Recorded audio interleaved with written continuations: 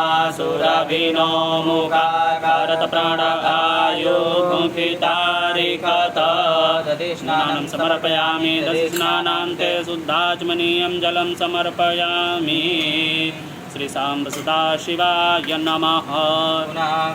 घृतस्नानम् ॐ घृतां मिमिक्षे घृतामस्याजो निर्घृते श्रितो घृतां वस्याधाम अनुपवादमावहमादाय स्वस्वाहा घृतं रेखा भक्षि अभियाम्मा घृतस्नानान्ते घृतस्नानान्ते शुद्धोदकमनीयं जलं समर्पयामि।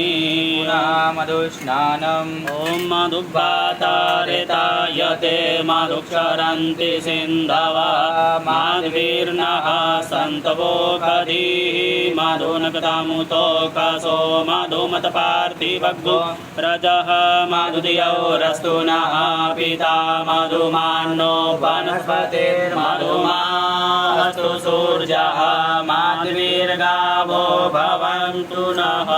भगवते श्री सांब सदाशिवाय नमः। मधुस्नानं समर्पयामि मधुस्नानान्ते शुद्धाचमनीयं जलं समर्पयामि।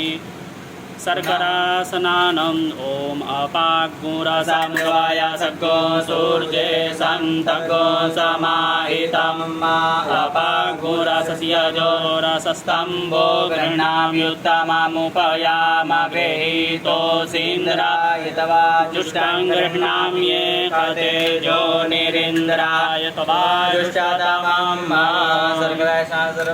सर्कराय स्नानान्ते शुद्धोदकमनीयं जलं समर्पयामि।